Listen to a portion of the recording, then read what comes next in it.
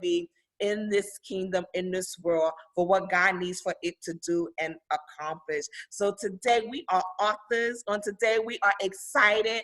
I'm excited to meet the authors on today. I'm excited to introduce each one of these awesome authors that God has given to write about their story, to write about their process, to write about what they have gone through, and to talk about the next. So today I just want to introduce the authors of Our Gems Are Unique. One of our authors is author Nikia Isaac. Our next author is author Jackie Breeden. Our next author is author Theresa Bryant. Our next author is author Andrea Moore. Then the next author is author Dyan Stevens Brown. And then our next author is author Tabitha Wallace. She is unable to be with us on today because she's at work, but we thank God for her part of this project. And then last but not least, but I am also one of the co-authors as well, author Monique Ray. Notice I did not call each other by our titles because today we are authors. Today our voice will make an impact in this earth realm. And not only is this going to just make an impact, it is going to accomplish everything that God has designed for it to accomplish. So today I say to you, meet the authors of Our Gems Are Unique. And at this time, they can take themselves off of mute and just begin to introduce themselves to our viewers and to talk about their next. Come on, ladies. Yes, I realize I'm not on mute, so I guess I'll go first. So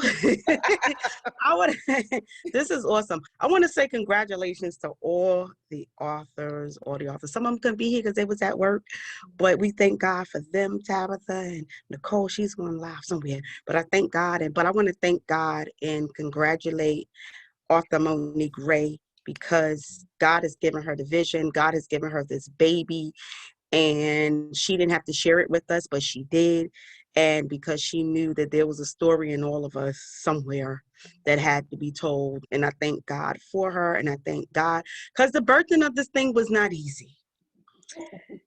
It was not easy. The telling of our stories was not easy because we realized we had to be transparent to the world.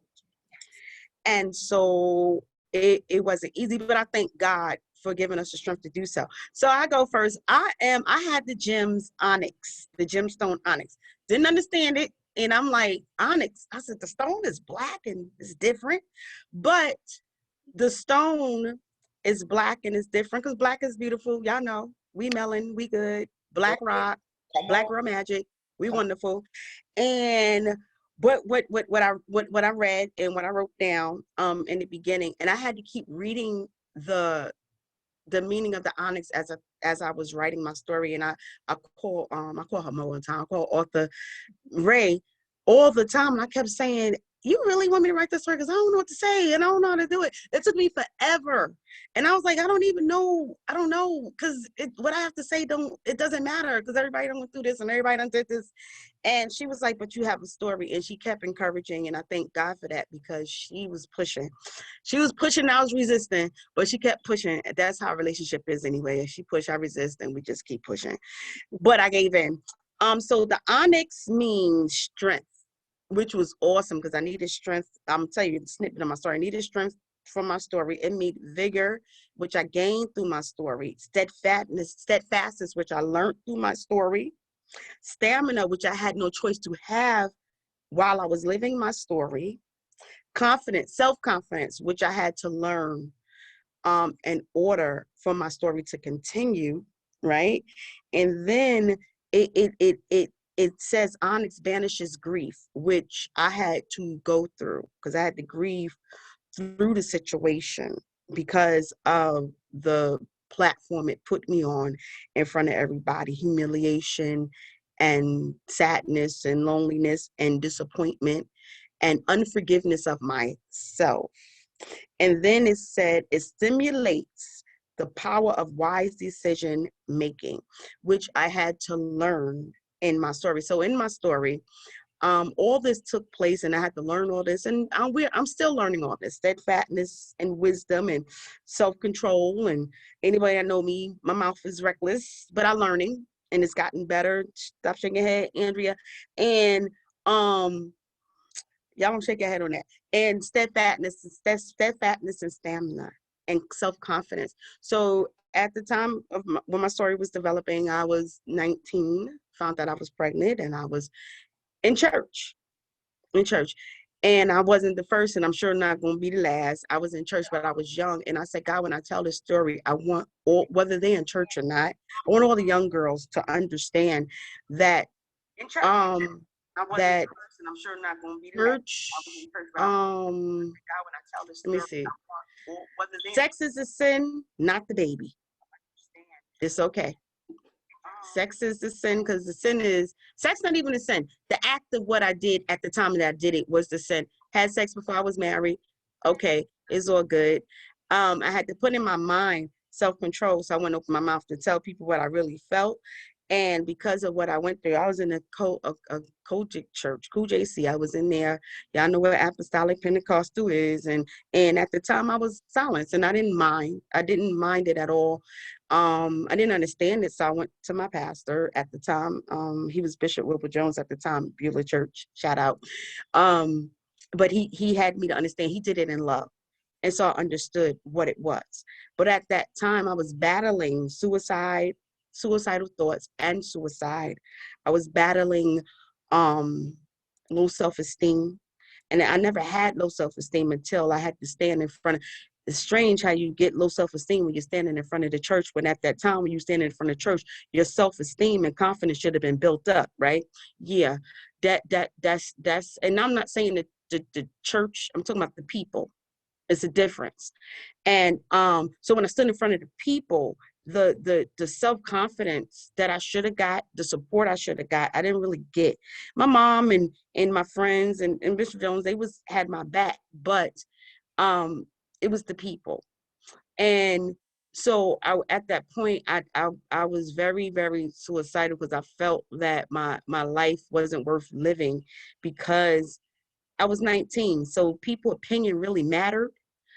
But through that, I learned people's opinion don't matter. My life was worth the living. When I did contemplate suicide, the Lord was like, you're getting ready to birth a person that I need. I don't just need you, I need the person. So I'm giving you a summary of the story. And so the onyx was befitting, because that I grew into all that it is. And I thank God, because I learned even in the onyx, David, when he built the temple, the onyx was the foundation. It was the foundation material that they needed to build the temple. In order for my son to stand, he's 27 now, getting ready to get married. Thank you, Jesus. Getting ready to graduate college, and he's working. He's a professional drummer, and Justin Breeden, he won't kill me. And he's doing wonderful things, and I thank God for him. He's working, he's doing, and then he's in God. He's saved, sanctified, Holy Ghost filled, fire baptized. Thank you, Jesus. And in order for my children to stand, I realized I had to be this onyx. In order for me to tell my story, I had to be that foundation, that self-confidence. Suicide is real, everybody. Suicidal thoughts is real. When I talk about it, and then I mentioned it to some people at that time, and they were like, you going through suicide, you the funny one, you the one that's strong, yeah, check on your strong people, y'all, because all the time they not doing well. And I thank God for my friends at the time. I didn't mention them in the story because I wasn't sure I had to get permission, but I thank God for them at the time. And they're still in my life. It's over 35 years, and these people are still in my life strong. And they supported me, and they prayed for me. But the one thing, I'm going to mention his name because he's not alive, but his family gave me permission. Clarence Brown III. He was like my brother, my everything. He passed away. But the one thing, he called me one day, right in the middle when I was contemplating, it's time to be out of here. This is after I had my son, because I was still battling with suicidal thoughts. He said, you have to learn to forgive yourself. And he said, God has forgiven you. It doesn't matter what the people say. You know, I'm 20 at the time. No matter what the people say, it doesn't matter what the people feel. You have to learn the process of forgiving yourself. And till this day, I take that with me. I'm 48 now. And I learned to forgive myself, and I learned to get over people, and I learned to get over suicide. So young women, you can be delivered from suicide. And I said all that because they were like, where was God? God was in this all the way. God put people in my path. God gave me strength. I can't tell you the whole story because of one of the paths. God, I don't know people who say it's crazy, but angels are real. Angels are real. They are very, very real. And I thank God for the angel of God that came to me to help me battle. God sent angels in human form. He sent angels in the spirit for me. And it helped me battle suicide, but not just battle. I conquered it through God. Love y'all. Bye-bye. Awesome, awesome, awesome snippet and testimony. Very powerful. And it is going to impact and it's going to help some woman or young girl that is dealing with that and know that she can overcome, because we are overcome by our testimonies. And what we go through is not for us, but it's to let somebody else know that you can and you will survive, and God will get you through, and God will get us through the most horrible point, situation, or anything that will come up in our lives that we will have to encounter. God will always get us through. So thank you for being part of this project. Thank you for being transparent and opening up parts of your life, of your process with the audience and with the viewers that are going to be viewing this book. So I thank you. I love you. I appreciate your story. Thank you so much. When God had given me the how the chapters was going to be based off of the gemstones. And it was so ironic because I was like, off of the gemstones? Like, it didn't make sense to me. But, you know, when I went to my pastor, because whatever I do and whatever God gives me to do, I always go to him. And I thank God that when I go to him, he says to me, go for it. And he lets me know what else God has given him pertaining to that. And he was like, you go into prayer and you assign the gems to each author that God gives you, that what you see in them. And I was like, okay. And I was like, all right. And that's what I did. And then I didn't even assign my own gem. My gem came from a sign from my pastor. He was the one who assigned my gem, because he said, you will assign all the author's gems. He said, and God said, I'm going to assign your gem. So, I mean, because when I was like, okay, because I was like, okay, well, I'm going to do a diamond. And he was like, no, I'm going to sign your gem. And there is also a chapter in the book that is a diamond chapter, but that chapter is for dedication, and it's to in honor of my late grandmother, Ruby Rose, my late sister cousin, Tawana West, my late sister, Dosha, and my late sister, prophetess Michelle Joseph. So it is a chapter in there that's diamond, and it is related to them. So thank you again. Thank you again for just sharing that, Jackie. That was like, I'm so excited. I didn't even take the time myself, even in the midst of this project, reviewing or reading anyone's chapters, because I wanted to also be the one that when I get the book, like in my hand, sit down and read about your stories and your process. Because I say all the time to my pastor, everyone has a story. I hear so many people say, you don't know my story. But the thing about it is, we all have a story. We all have a process, and we all have something that God has delivered us from, and we all have something that God needs to deliver us from, because we will never be perfect, because we're imperfect people, but we're loved by a perfect God. And I hear so many people say that you don't know the cost of my oil. Honey, all our oil costs us something. Okay, and guess what? It is all valuable to God. And it is all necessary to God. So again, thank you again for sharing your story. Who wants to be next? Who wants to be next? Don't make me call you. I'm gonna go next, but Jackie said she had something else she wanted to say Go really quick. ahead, please. And if you guys have something that you want to come back and say, come back and say it. Well, I forgot because Arthur Ray told us to share what we're doing next. So what's coming next? After sitting down, going over and fighting with myself about this particular section of the book, I decided to start another book, which I actually finished.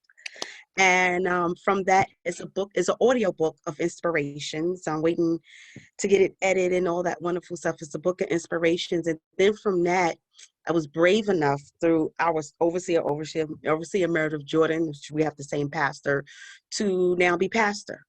And Okay. I'm pastoring in Greensboro, First Love Outreach Ministries. And I have another organization, is actually First Love Outreach, and we go throughout Greensboro and throughout the country. We help people. They call, we send. I might send somebody to help, send finances, food, clothing, whatever they need, and then from that, I got the courage to cook.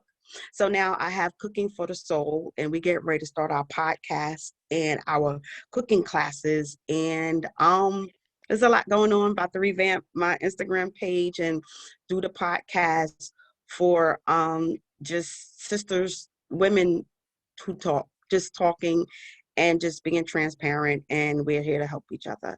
So that's what we're getting ready to do, and that's what we're doing. And thank y'all so much. Awesome, awesome, awesome. Yay. All right. So I guess, like I said, I'll go next. Hi, everybody. My name is Nikia Isaac. First of all, again, I am so excited about this opportunity, working with my sisters in Christ, and Gems, and especially Pastor Mo for even thinking of me to be a part of this wonderful project. I was nervous, right? I remember sharing with you, like, I don't know if I want to tell my story because people won't know who I'm talking about, but I think I tried my best to tell my story, and I share that in my part where I say this is as told by me, right? Other people might view it other ways, but this is how I felt about my story, my life, or whatever. My gem is the garnet gem, which is a red gem. So it's not ruby, but it is the garnet gem. It is a spiritual stone of higher thinking and self-empowerment. It is also a stone of strength and safety. It is a stone of prosperity and abundance, encouraging gratitude and service to others. I think it was assigned to me. This is my because I wrote about my journey. Those who know me or those who've been around me, I left a mentally and emotionally abusive relationship about 3 years ago now. And it put me on a journey to what I call journey to all things. My base verse is Romans 8:28, right? All things work together for the good of those who love God. And I feel like everything that I went through led me to my all things. And I'm still gaining my all things. So my chapter in the Gems book is what led me to the journey. So the start, right? You have to know what got you to where you are today. So it's pretty much the foundation. So no, I don't tell my whole story in the Gems book, but it's what I call the first chapter of my journey to all things. And it's really me just sharing like what led me to feel the way I felt and to seek God even harder, because I knew this wasn't what life was supposed to be like. I knew that what I was going through wasn't love. I knew that. And I needed to one, seek self-empowerment, as what the gem says, right? I had to look within myself. And then as I continued to look into myself, I was like, you know what? I think other people can benefit from what I've been through, and maybe it'll keep them from getting into a situationship, because it wasn't a relationship, I'll be honest, getting into a situationship and putting themselves in a position to be unhappy, to be abused, to be hurt, to be all of those things. So that's really what I don't want to give too much away, right? Because I do want you to read it, but that's really what it is. You know, again, what's next for me, and it's my prayer, is that I'll be 40 next year. I know I look good, thank you. But anyway, no, I'm just saying, I'll be 40 next year, and my prayer is that I release my whole book which is going to be called Journey to All Things, where it's going to tell the whole story, right? That is my prayer. That is what's next. I do have a Instagram page called Journey to All Things, and it's spelled correctly. So it's at Journey to All Things. If you're interested, and I just share a lot of the things that I went through. It's called Recovering from Narcissistic Abuse, right? Because I was dealing with a narcissist, I'll be honest. And I share a lot of resources. I share a lot of, some of my stories, some of the things that I still experience to this day. I went through a period of depression. But again, once I started to seek God, he started to just pull me away. And then as I seeked him even the more, the blessings started pouring in. And I know that it's only by his grace that I'm here today, that I'm still in my right mind, because I could have lost it. So I thank God that, I still have my sanity. I'm grateful for that. I thank God for my sisters, of course, my gym sisters who had my back through it all, especially Pastor Mo and, Overseer, who was around for some of the stuff that I experienced. I thank God for all of you, because y'all were really my support system along with my family. So, thank you. But look out for Journey to All Things. Yes. Journey for all things, to all things. I love it. I love the fact that, there's a next. And there should always be a next in whatever we do in life. There should always be a next, because I truly believe that what we do in life is just an opening for what God is preparing for the next. So I am so super duper excited for your next, for your process, and for you just sharing that in the book, because you'll be surprised how many women have gone through it and still going through it. And there are a lot of relationships out there where manipulation is so strong. And I mean, you can be with a person that's an abuser and they would turn around and make you feel like it was your fault. And you be trying to figure out, like, well, okay, I got hit in the head. You hit me in my head, but what did I do to deserve that? Oh, well, you made me mad. Really? So you'll be surprised the things that people go through. And when I say abusers, it's not just the men. You have some women who don't know how to keep their hands to themselves as well. Okay. And, just like, women get hit, men get hit. Just like women get raped, men get raped. So I mean, it goes both ways. So I just thank God for you just opening up about your story and what you gone through, and just giving us just a tad bit. I can't wait. I'm telling you, I just can't wait to meet you guys' story. It's like, okay, I'm super, super excited. And again, I also know that your story is going to make an impact, because it's necessary, because you'd be surprised how many people are dealing with that and don't even know how they can come out. And what I love about what you just said is you also included resources as part as your story. So whoever reads that, they will be able to look at those resources. And I pray that God will just give them the strength to take the necessary step to reach out so that they can become whole and healed. Because that's what God desires for each one of us. So thank you for sharing your story. Who's next? I am just super excited. Who's next? I'll go next if that's okay. Yes. Woo-woo, get it, girl. All right. So I'm Dyan, and oh gosh, okay, I see what this thing is doing. I apologize for the two logins. My technical difficulties have caused me to log in twice. But I hope you guys can see my live face. Okay, so I'm Dyan Stevens Brown. I am the Emerald. Thank you again, Pastor Mo or Author Mo, for asking me to join in on this. And I wasn't sure exactly what to write about. Then I thought I could write about a few things because I've had several things sometimes happen to me over my life. I'm also 48 years old. So been a while, and life sometimes throw you curveballs. But I was interested when I looked up what the emerald means, and it says the emerald is a symbol of spiritual awareness, protection, love, and wisdom. So thank you very much for that. I appreciate that. I don't think I'm very wise. That's why I was like, I had a couple of things to choose from because I've made some bad decisions in my life. And that's sort of what my input was, or my part of this project was. It's not a straight story. It's actually a dream that I've had for a very long time. So like I said, I swore I knew what I was going to write. And then right before I was going to write it, God was like, no, there's something else you're supposed to do. And this is actually something that I wrote about 15, 16 years ago, when I was writing another book that I never finished. And it never made sense to the book, but I knew I had to write it at the time. So I did. And then, of course, all these years later, you asked me to do something, and there it is. It all makes sense. So the name of my chapter is called Purposeful Blindness. And sort of to follow up with what Jackie and Nikia said, we go through a ton of stuff in our lives. And pretty much the way it was a nightmare that I used to have for a very long time. I don't have it really anymore. But I realize also now, knowing the way God works a little bit better, it was forewarning that he was sort of giving to me. Because when this used to happen, it was before I even had my first child, Dylan.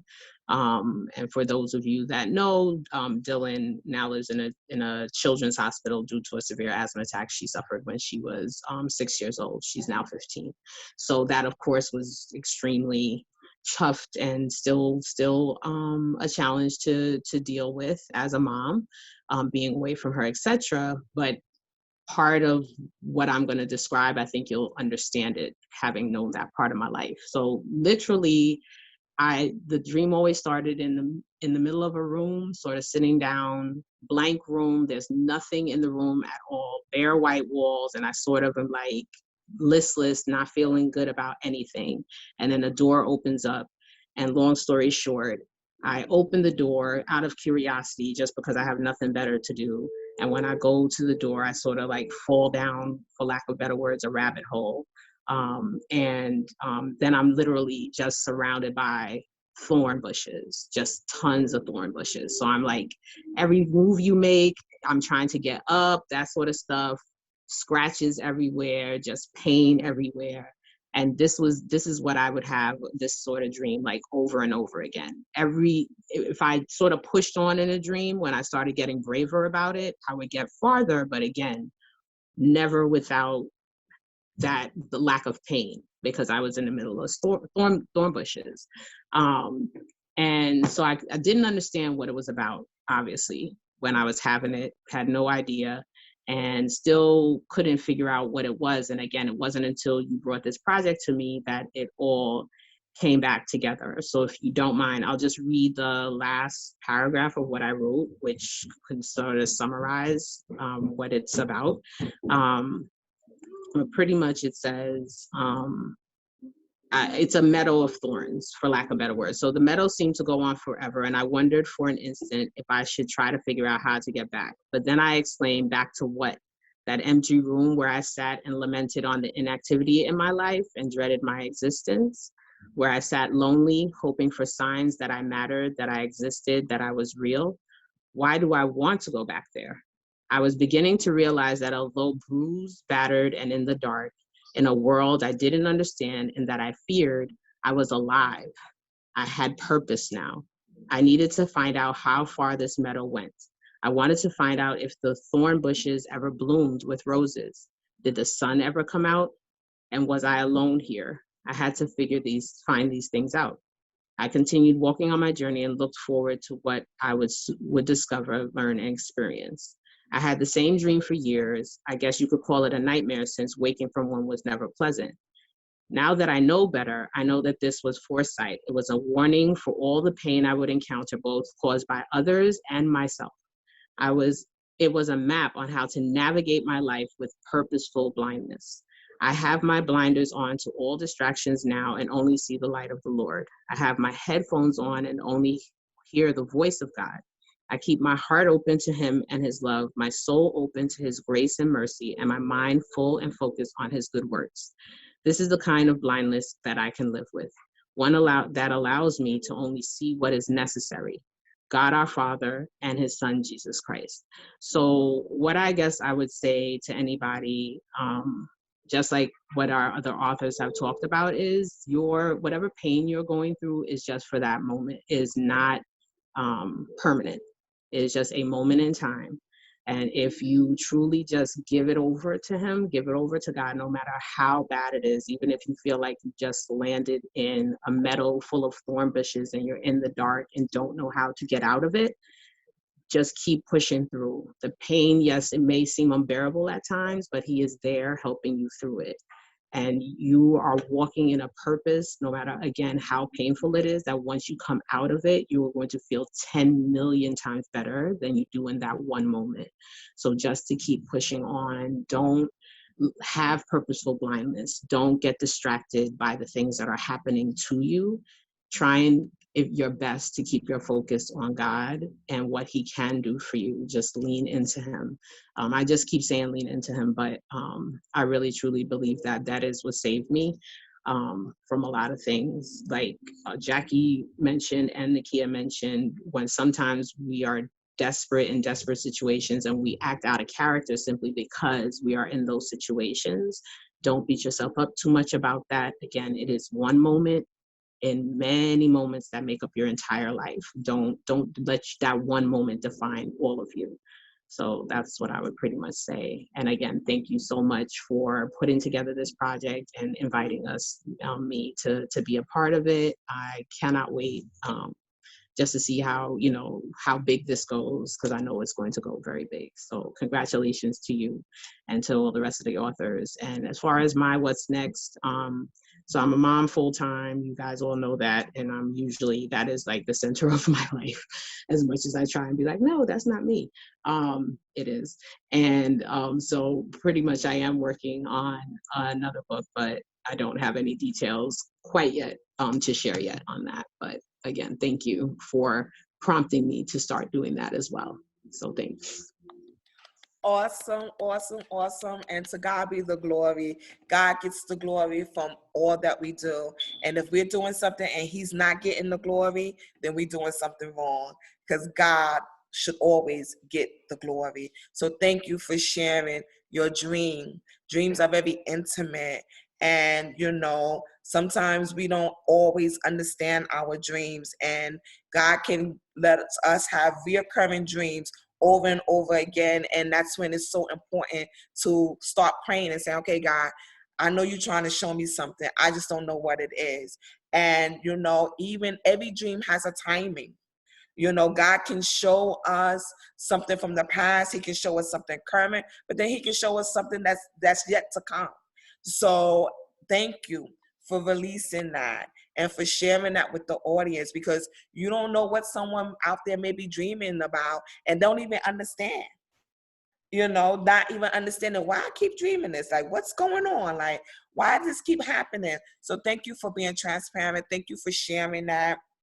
Thank you for just participating with this project and just opening up about yourself, because when we do these things and we tell intimate details, because believe it or not, dreams are intimate. Those are intimate details that you're dealing with at that time. So when we deal with that and we put that out in the open and we share that with the world, then we are opening up ourselves to the world. And when we do that, it's because there's a need. There's a need for it. So thank you so much. I'm so excited about your project that you're working on, your book. I'm so excited that you are continuing with the book that you started, because the thing about it, what I'm learning, that God can give us ideas, he can give us creativity, he can give us motivation, but God always knows the perfect timing when to execute it. And our time is not God's time. And if we get so stuck on our time, and if I would have gotten so stuck on my time frame that last year and would have been like, okay, God, it did not meet the June deadline or the July deadline. Okay, I'm just scrapping it. That would have been Monique. But the thing about it is, God knew exactly what would happen because he knew that the pandemic would happen. He knew that everything was shut down. He knew exactly who all would be participating in this book. He knew what we were all going to write. He just needed for all of us to get on his program. He needed me to get on his program. Like, okay, I understand you put that together and you're supposed to. It's nothing wrong with planning.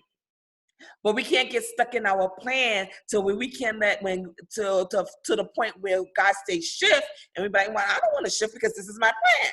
Well, no, because it's not my plan, because this is God's plan.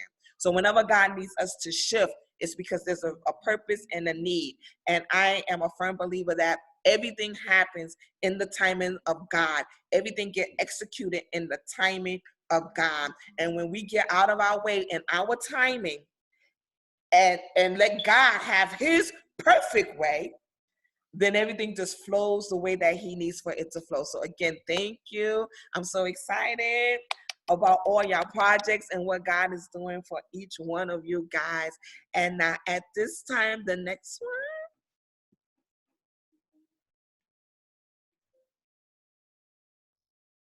one. Good evening, everyone.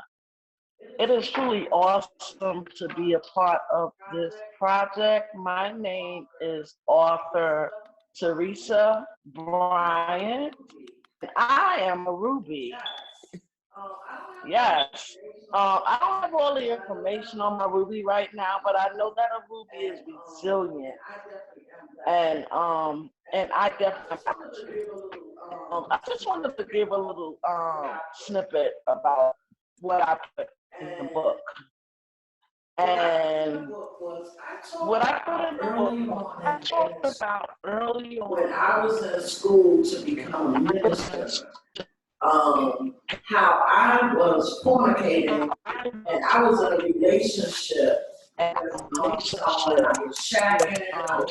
I was shacking, I was doing all these things in church, doing all these leadership things, workshops, everybody else telling me that you could name. Everybody else telling me that you could name. I was a part of it. So but I wasn't living. I wanted to share that part of, did I just go up? Okay, we just lost her. So we are going to wait for her to come back. And while she comes back, we are going to have author Andrea Moore come.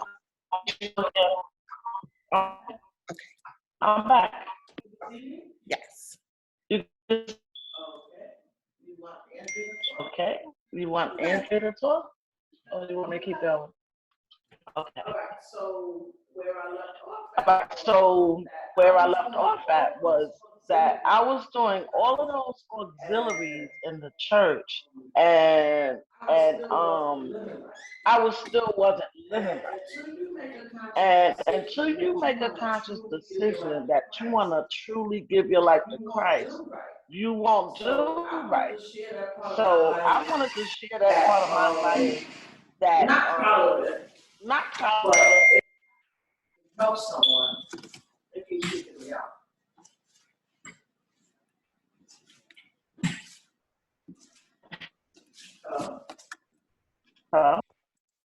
You know what? Let Andrea go now. Let Andrea go then. Okay, we're having difficulties, and I don't know why it keeps kicking her out, but we are going to call author Andrea Moore. Good afternoon, everyone. You can hear me? Good afternoon. I'm Andrea Moore. When Monique asked me to be a part of this book, and she said, it'll be a gem. I was like, oh, I get to pick my own gem. And I was like, I wanted to be a pearl. I wanted to be a diamond. Those are my favorite gems. And pearl is my birthstone. And she gave me rose quartz. So my gem is rose quartz. I did not know what a rose quartz was. So and I had to look it up. So rose quartz is a stone of universal love. It restores trust and harmony in relationships. encouraging unconditional love. Rose quartz purifies and opens the heart at all levels to promote love, self-love, friendship, deep inner healing, and feelings of peace. I was like, wow, okay, yeah, that's me. So, just a snippet of a few things that I wrote in my chapter of being a rose quartz. I wrote about, well, I wrote about how I realized God has been looking after me since I was little and didn't know it. And it wasn't until I actually got closer to God now that I realized He has been taking care of me from very young. When I was jumped, I was attacked in Prospect Park and almost raped. I was married I was with him for 30 years, and now I'm divorced. He left me for a younger woman. I speak about being homeless, living in a hotel for a couple of months with myself and my children. And I speak about being sick right after being homeless, and I found some place to live and happy. I think I lived there for 1 week, and then I was in the hospital and I had pneumonia. And then while I was in the hospital and I found out that I had pneumonia, they told me that my kidney functions had decreased and now I had to go on dialysis. So, and they were looking at me, the doctors were looking at me, trying to figure out how was I still walking around, and I can only equate that to God, and He's been taking care of me and looking after me all the time. Monique asked about what our next would be, and I really hadn't thought about my next, but I just thought about it now that my next is going to be my journey, my next chapter, whatever I write a book, my journey about being on dialysis and working towards getting my kidney. Because I right now have stage 5 kidney failure, so I go to dialysis 3 days a week for 3 hours a day, and I've been doing that for over 1.5 years now. So my next journey, or what I'm working towards now, is getting a new kidney, and that's pretty much it. That's my chapter.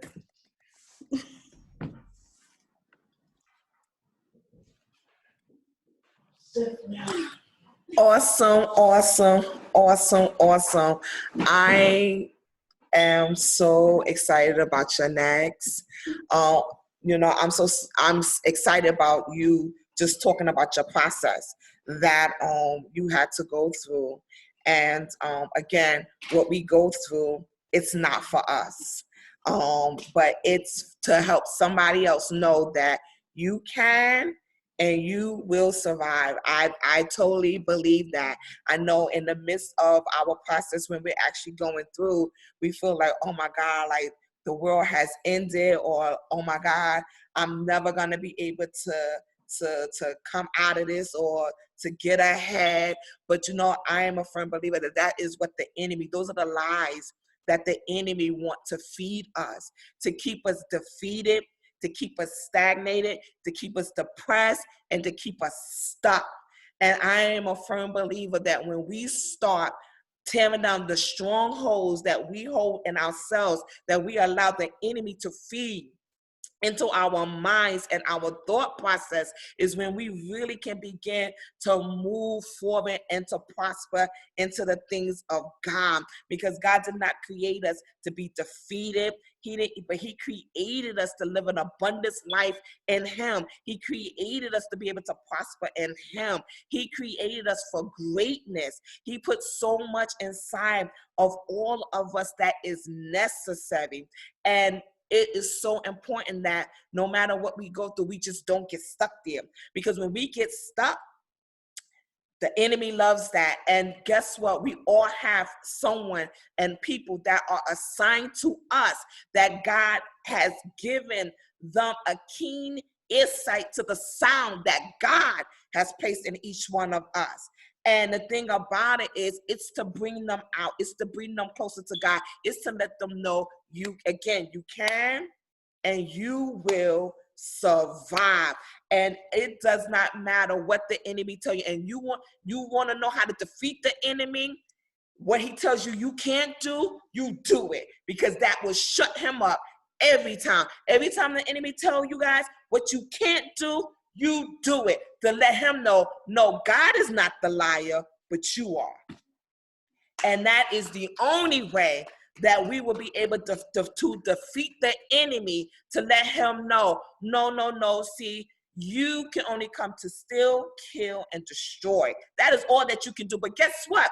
You can't even be effective in that if I don't give you the power to do it. And when we take back the power, the God-given power that God has given us, that makes the enemy know, guess what? I'm not weak, but I am your biggest threat.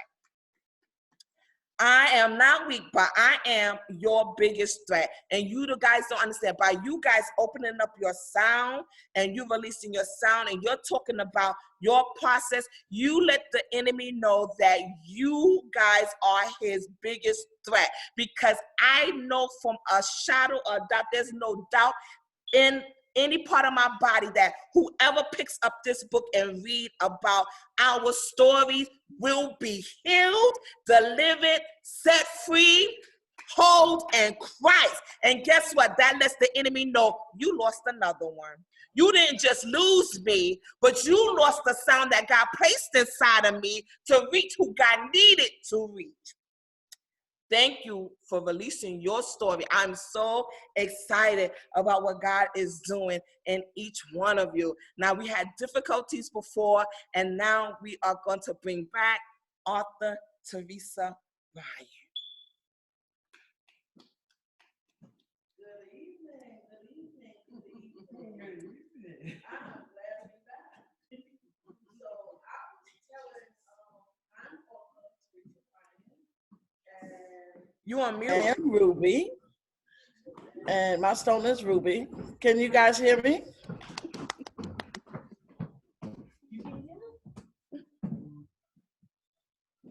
Can you guys hear me? Okay, great. Thank you. All right, so I was in a very unhealthy relationship for quite some years, and I was early in ministry, and I was doing all the things I was supposed to be doing in church, but I was not living right. So I shared that in the book. I shared how I'm just gonna give a little of it, but I shared how I had to learn how to love myself all over again.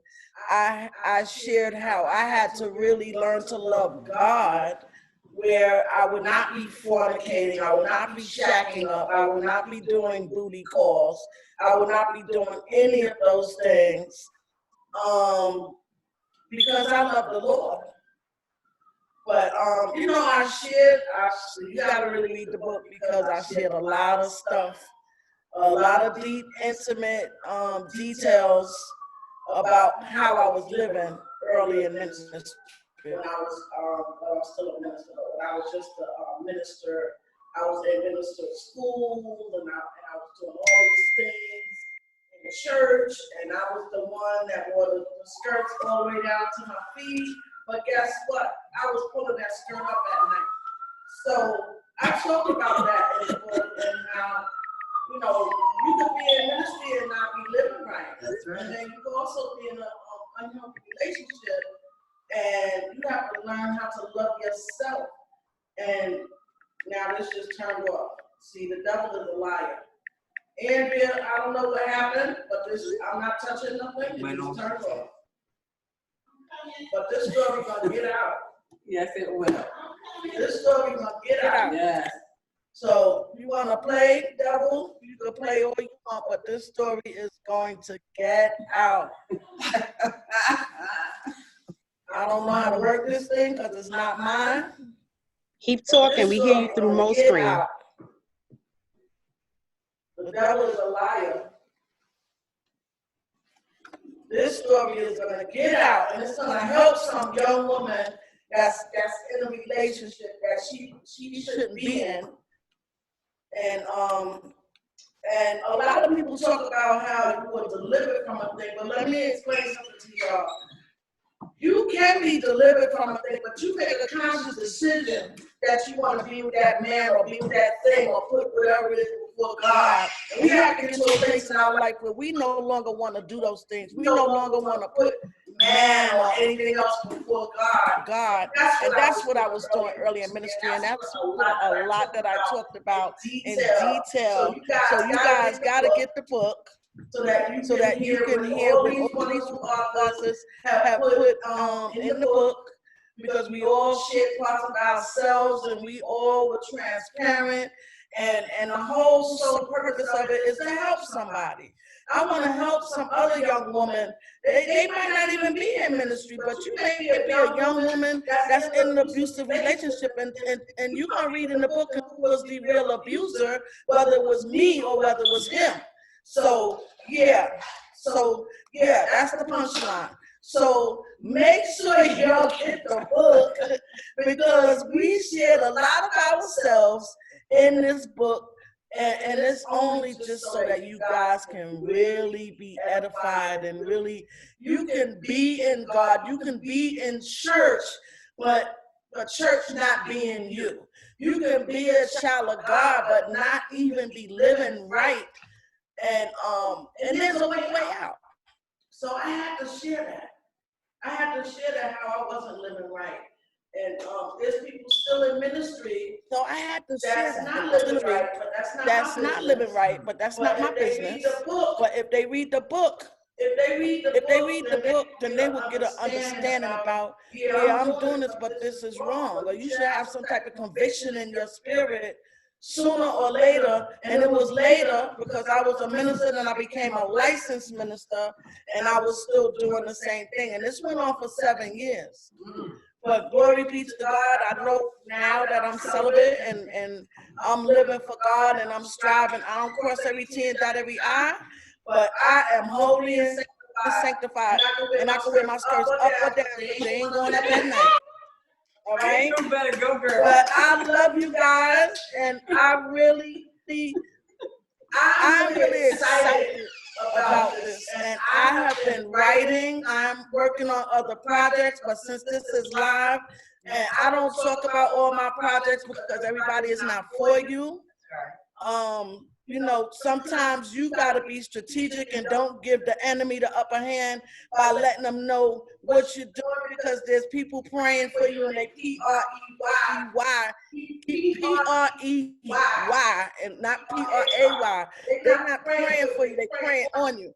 So, yes, keep an eye out for Ruby, because Ruby's not finished yet. I love you guys. And thank you for letting me use your device. Awesome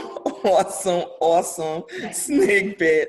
And you'd be surprised how many have that as a testimony and been in ministry a lot longer than what author Theresa Bryant has shared. So thank you for being transparent, because not too many people want to be transparent about that. And you still have people who still doing it now and still get in the pulpit, still minister, but will not be accountable and truthful about what they are actually doing. And I say it all the time, it doesn't matter what you try to project that you're doing, but in front of man, God is the God that sits high, he looks low, and he sees it all. And it doesn't matter what you try to hide, you can't hide from God. And God sees everything. And just because he does not pull the cover off does not mean that he's okay with it. That is called grace, and that is called mercy. That's called get it together before I have to just expose it. And I mean, we have seen God expose so much that people think that you got away with it. But we never get away. You don't get away with anything, you know. And even when God extends grace and mercy, always know there is still consequences for your actions because you knew better. So thank you for being transparent. I'm so excited with what your next is and the different projects that you are working on. I'm so excited with each one of you. As I said earlier, there is also a diamond in the book, and then there's also a pearl in the book, but she's at work. She is at work, and so she's not here to really talk about her portion of the chapter of the book. But I thank God for each one of your stories. I thank God for each one of your process, because like I said earlier, that we all go through a process. We all go through a crushing for the oil. The oil costs. The oil costs. And it costs each and every last one of us. And we have to be crushed in order to be able to be effective, and in order to be able for God to get his oil and his anointing and gifts that he has placed inside of each one of us. So I didn't assign my gem. My gem came, because like I said, if I would assign my gem, I would have said I was the diamond. Because I had already had it on the paper that I'm the diamond. And my pastor said, no, actually, no, I'm going to sign your gem. It's not that you're not the giant diamond, but I'm going to sign your gem. You don't get to sign your gem. You get to pray before God and assign their gem with what God showed you pertaining to them. And now I'm going to assign your gem with what God has shown me pertaining to you. So the gem that he assigned was sapphire.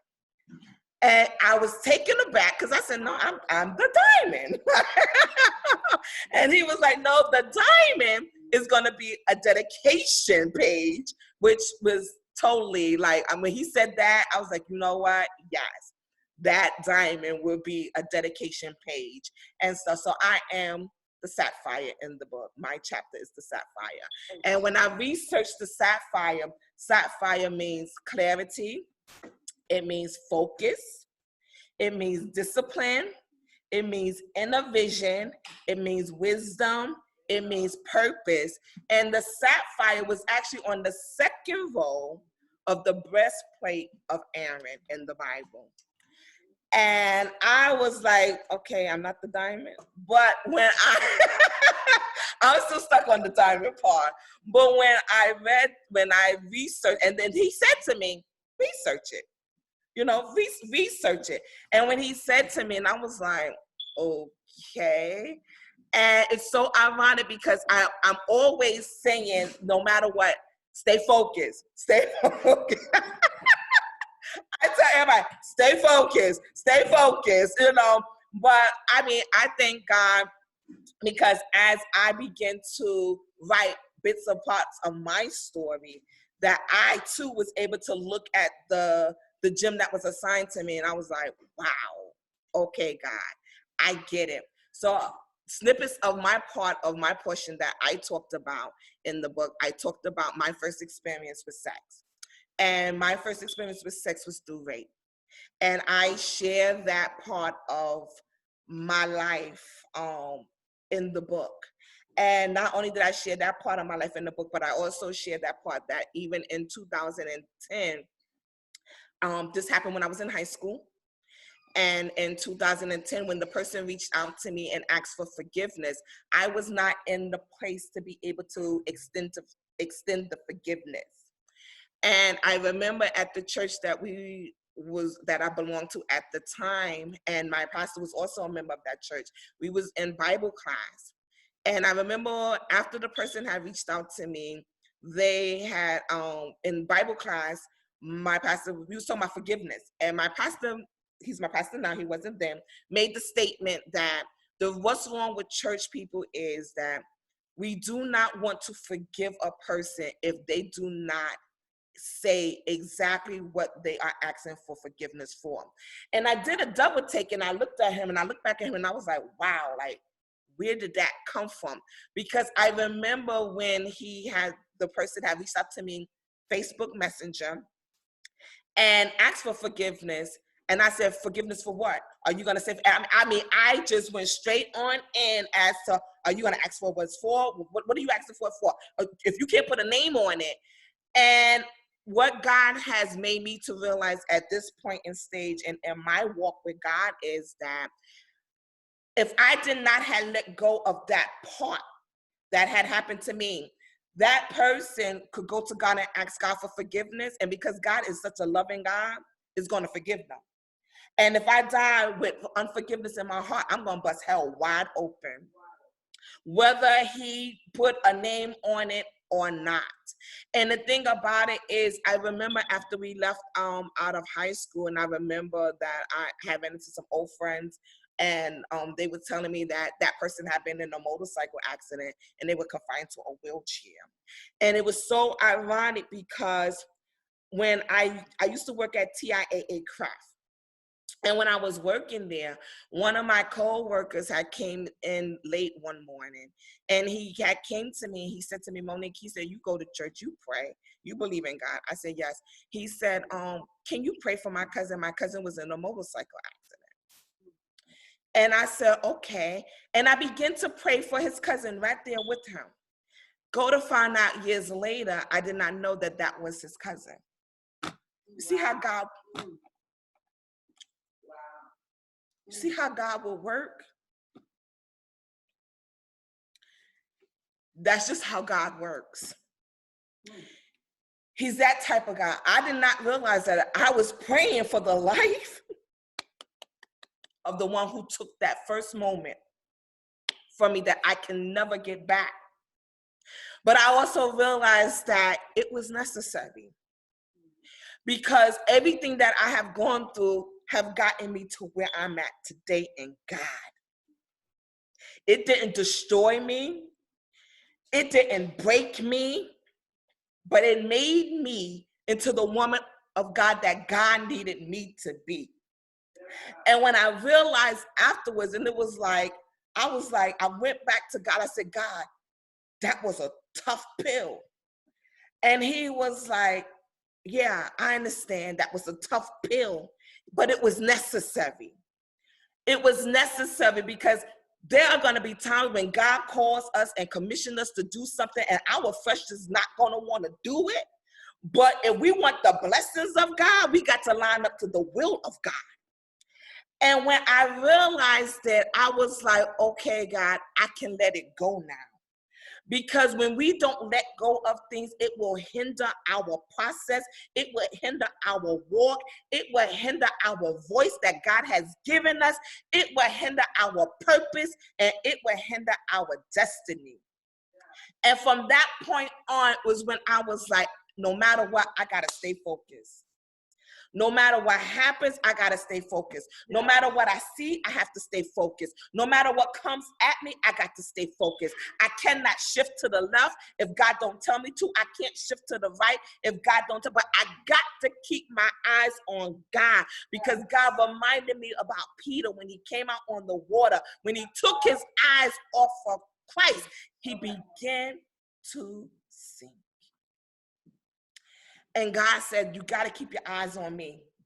That this time, you can't sink. I used to always think that I was always that vessel that God had with the spout. Not realizing that I was that vessel, but I did not have the handle and the spout. See, you can be a vase, and they have different vases. And you can be the one that's just sitting there with the flower that you put the flower in, or you put whatever you need to put in it. But God has created us into that vessel that we can pour into others. But we are only effective when we are healed and whole in God. And I thank God that I sit today and I have no begrudging to. I pray if he's not out the wheelchair walking, I decree and declare that God will heal him if he hasn't already done so, and that he will get out of that wheelchair, and that he will walk, and God will raise him up to be a mouthpiece in this earth realm to let the next young brother know that when she say no, no is no. No is no. But if he doesn't, I am so focused that I am determined that I'm going to be everything that God has created me to be, and I'm not going to miss a beat. because I'm determined that I will not miss God.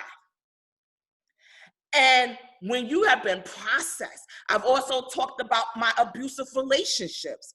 There have been times that I have been in relationships that I have walked out, and I mean, we will fight, and I mean, I will have knots in my head, but I'm still here. When I look at how so many women who have died at the hand of their rapist, who have died at the hands of the abuser, but I'm still here letting every woman know, guess what?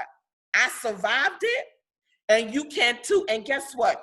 You don't have to look like what you've been through. You don't have to look like the victim when God has made you the victor. You don't have to look like you defeated when God has created you to be victorious. And know that you have a voice, and know that it was messed up. Yes, everything that we've gone through, it was horrible. It was messed up, but guess what, ladies? We survived. And God has given us to birth a book to let the next one know, so can you. You will survive too. You will get through this too. It did not come to stop you. You may have felt defeated. You may have felt like you was broken. And maybe you was broken, but God specializes in broken pieces. And we serve a God that will put you back together when you bring him your broken pieces. And that's when I realized I had to bring him those broken pieces, because he was waiting on me to bring it to him. So I had to bring it to him and say, okay, I carry this. I carry this alabaster box. I'm ready to get rid of this load here, because I know that you have so much more waiting for me, but I know I can't carry this with me. And when we realize that we have to drop the weight of some things because we can't carry it to the next, and that God got something much better than what we thought that we had, is when we can begin to truly stay focused. We can move with clarity. God can give us the vision that he has for us. We can move in wisdom. Why? Because now, guess what? We know better. We can see the signs, the red flags, and we can be the voice that God needs us to be in this time. Why? Did not realize that praying that God was trying to raise up the intercessor part in me. Because let me tell you something, when you standing there and you realize that you was interceding for a life of a person that hurt your life, you be like, wow, but that's the type of God that we serve. That's the type of God that we serve. And I thank God, because guess what? I am here. And I thank God because I know that it did not break me, but it only helped to make and shape me into the woman of God that God has called me to be. And I just want each one of you to know that it did not break you. It may have crippled you for a minute. It may have made you bent over for a minute.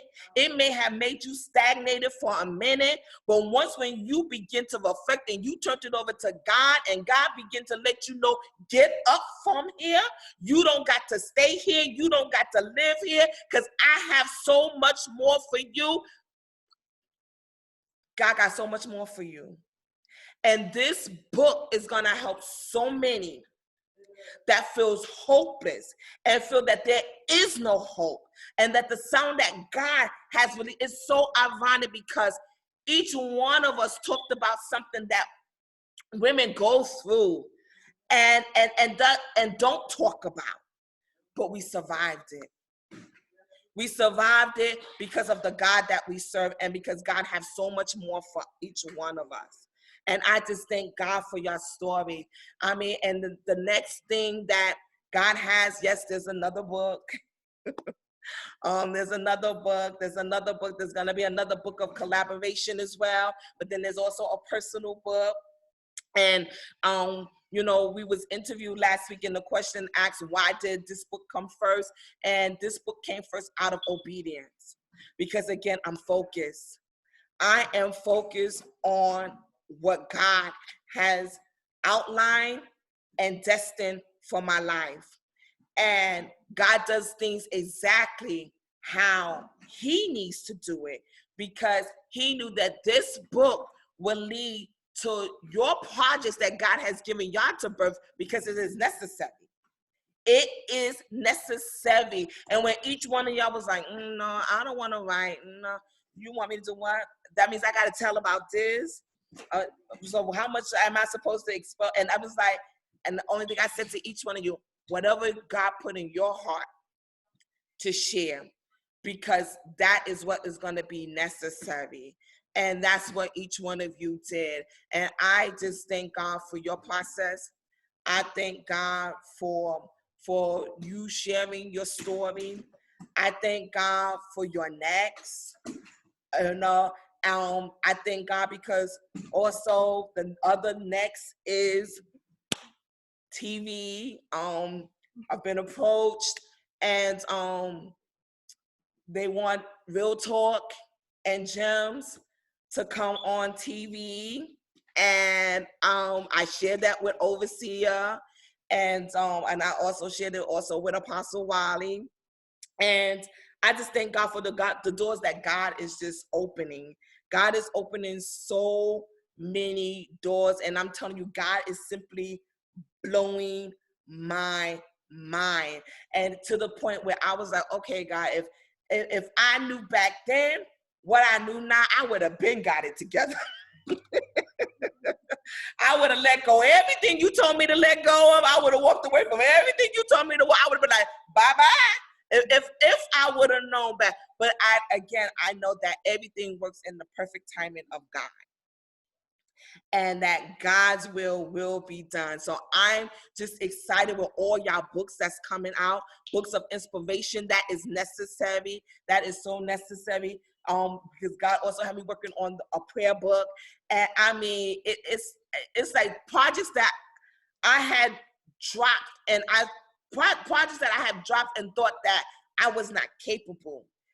God have shown me you are more than capable. And again, it goes back to us allowing the enemy to speak into our spirits and tell us what we can't do, and then get hooked up on what people tell us. Oh, but you can't do that, or you gonna do that, or well, what makes you think that you can do that? And my thing is, what makes me think I can do it? Because my God is my God. And when God tells me that I can do it, then I know without a shadow of doubt that I can do it. So know that you guys can do whatever you want to do as long as God tells you to do it. Because God has destined you for a purpose and for a destiny. Know that your sound is necessary. Know that your sound is needed. Know that your sound will shake and destroy the very gates of hell. Know that your sound is what God is calling in this time to make an impact for his purpose and for his glory. So I am so excited about our book. We are authors, ladies. Woo! I salute you, authors. I salute your process. I salute your pushing, but I salute the women of God that God has created you to be, because he created you to be for times such as this. Shine. Don't let nobody dim your light. God has given you a gem. You stand out. You don't need to fit in. God did not create us to fit in, but he created us to be out the box. And I am in a place in my life where I will no longer go back into the box, but I'm going to stand out the box in what God has given me to do, and know that if no one don't like it, you keep doing what God has called you to do. You keep shining. If nobody don't like it, you toot your own horn. You give your own self honor. You pat your own self on the back, because only you know what it took for you to get here. Everybody can try to understand our story. They can try to understand our process, but they wasn't there in the actual question.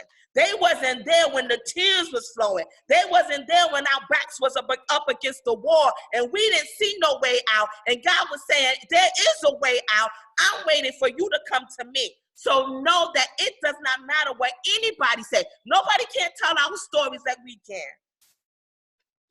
I tell anybody, don't try to rewrite my script. Don't pick up the pen and come in my story. No one can't tell my story like I can. And I'm going to tell God has allowed me and commissioned me to put my story on Front Street so that this way nobody can say, oh, but no, sweetie. I know you know it because God told me to tell it. And he told me to tell it, why? Because I'm healed. I'm whole, I'm set free, I have purpose, and I have destiny. And know that you each have the same thing. You have purpose, you have destiny. Nobody can tell your story. They was not there with you in the midnight hours when you cried and you didn't see no way out and you didn't think that you would even be able to come out. And when the enemy told you, it made you think that you could not come out. But guess what, ladies? We out, and we gonna stay out. We gonna shine. We gonna prosper. We gonna soar, and we gonna make the enemy the liar that he is. Because he doesn't understand. God only gave him a tidbit into our story. But God didn't give him the pen. That right there will preach by itself. He gave him a tidbit into our story, but God didn't give him the pen because God is still holding the pen to our story and he's still writing it. And guess what? We are going to live in a place of abundance. We are going to live in a place of prosperity, increase. Why? Because this is what our daddy said. And he created us to win. Congratulations, authors. I salute you. I salute your process, and I salute your story, and I salute your next. And I'm excited with what God has for each one of you. Thank you to our viewers for just chiming in on today with our gems are unique. Yes, they are. And we wear them well. We wear them well, and yes, we stand out because our Father did not create us to fit in. So thank you to our viewers for just chiming in. We are excited about our book. Purchase our book. Our book will be on Amazon. The physical book, we're going to get physical books that's going to come. There will be a later book signing day as well, but you will be able to purchase the books on Amazon. Go out. If our story was not you, I'm sure that some part of our story you can relate to a friend, a cousin, an aunt, a mama, a grandmama. I don't care. A stranger. Just share our story along with us because it is necessary. Again, I salute you ladies in your process, in your story, and welcome to you newly authors. Love you guys. Blessings, more blessings and more blessings. And thank you to my pastor, overseer, Dr. Meredith Jordan, for all that he does, for assigning that gem to me, because again, I thought I was the diamond. I was a little salty in the beginning, but I thank God that I got over the saltiness because I love my sapphire, and it was very fitting. And I thank God for his encouragement, his covering, and pushing. And yes, as Jackie said earlier when we first started, this book was a pushing. There was a lot of labor pains doing this book, but God does things for a purpose and for a reason. And yes, there are 7 chapters in this book in addition to our dedication chapter. And we know that 7 is the number of God's completion. So we just thank God for what he's doing. We are excited with what he's doing. We are excited about our next, and we are excited to the viewers about your next. Know that God has purpose, know that God has destiny for you, and know that your story is necessary. Whatever creative idea that God has given you, pray on it and let God strategically show you how to execute it, because God's will be done. When God gives you a vision, don't never doubt whether or not it was going to be done. God sees about his word. He makes sure that his word come to pass, because God is not a God that should lie. So know that we love you guys. We appreciate you guys. Thank you for chiming in. We are excited. Congratulations again to these newly published authors. Love you guys. I salute you guys. And blessings on top of blessings. Everyone be blessed. God bless y'all. And y'all hang in there. Mama Moses is back here just to talking. Yes. All right, Lord Jesus. She's just going in. She's like, did I hear that? Yeah, did I hear that? Yeah. I'm like, Love it. Amen. That was awesome. Woo, that was good. Congratulations, bro. Oh my gosh. Congratulations on the TV. You're going to be on television. Yes. Telemundo. TV. Amen. TV. That's right. TV, here we come. Shoot. That's right. Said TV, here we come. That's right. Yes, It's time. Here we come. That's right. Amen. That's awesome news. Excited about what God is doing for you guys. God is awesome. Oh my God, I'm just super excited. God is So excited. We did it. And is it already on Amazon? I did it. I can breathe now. Yeah.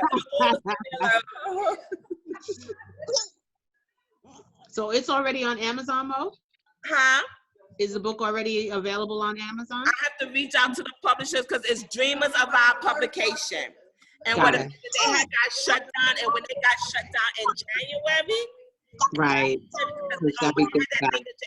It pushed everything back. They was like, Pastor Monique, I said, I don't know what's going on with this book, but the devil is a liar. It's going to come out in God's perfect timing. So I know It's going to come out just in time. Exactly. God's perfect timing. So Kim and I had actually sent in the cover and everything, because Kim did the cover, Kim Jackson. He did the cover and everything.